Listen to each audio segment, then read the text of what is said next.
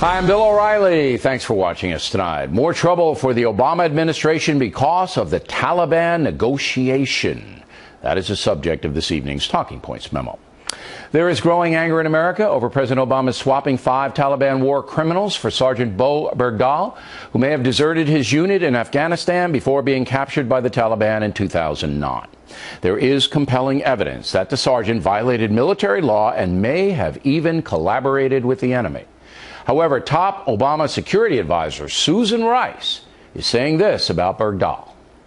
He's going to be safely reunited with his family. He served the United States with honor and distinction. Another very dubious statement by Ambassador Rice, whom you'll remember is the person who misled the world about Benghazi. But that's the administration's take, that Sergeant Bergdahl is an honorable man. Sergeant Bergdahl put on the uniform of the United States voluntarily and went to war for the United States voluntarily. That takes honor, and it is a mark of distinction. President Obama himself a bit more cautious.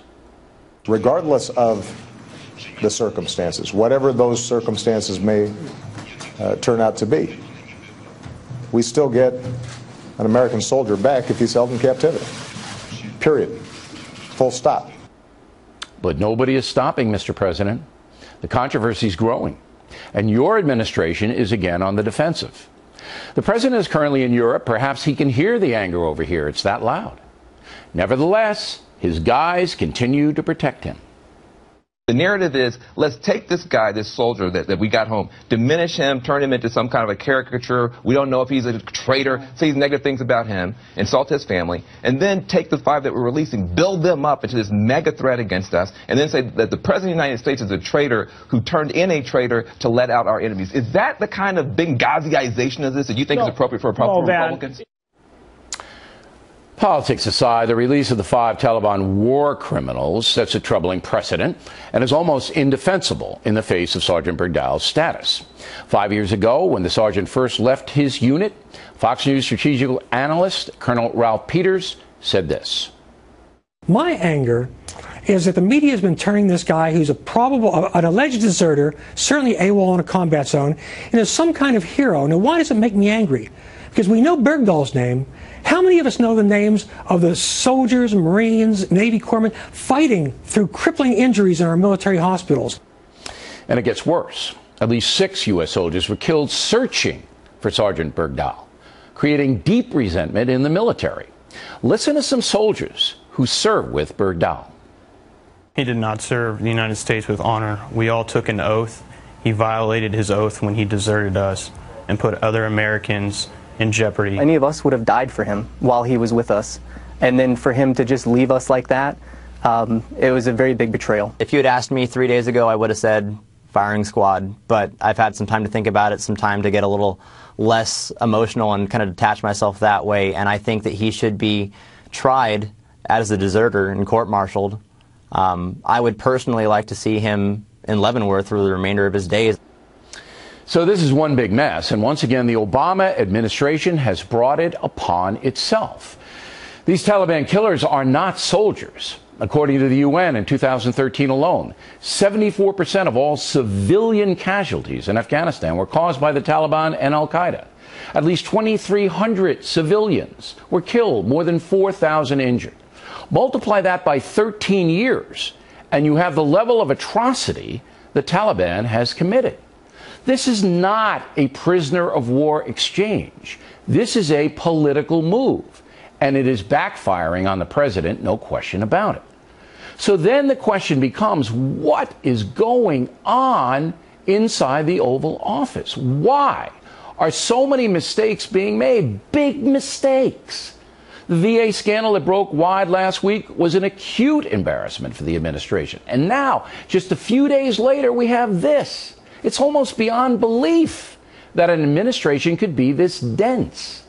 So last night I talked with someone who knows the inside story of the Obama White House. I have to keep the person's identity secret, but he told me that the president has come to the conclusion that his administration is not going to accomplish its goals. He knows the economy is not going to turn around. He knows Obamacare is not going to be popular, and he understands that his job approval rating will likely remain below 50%. Therefore, according to this guy, the president has concluded that public opinion really doesn't matter anymore.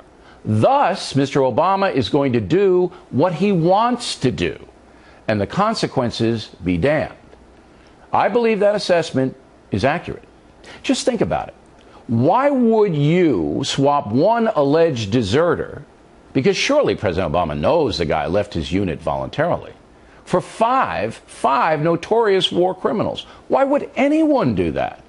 It simply doesn't make sense, because these Taliban guys will go back to killing people. The war on terror remains in progress, and thousands of people are dying all over the world.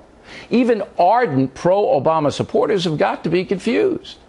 Yes, the zealots will always support Mr. Obama, no matter what he does. But if you are a thinking person, all the chaos in Washington is embarrassing, and the explanations just plain incredible. Susan Rice saying to the world that Sergeant Bergdahl served his country with honor? Are you kidding me?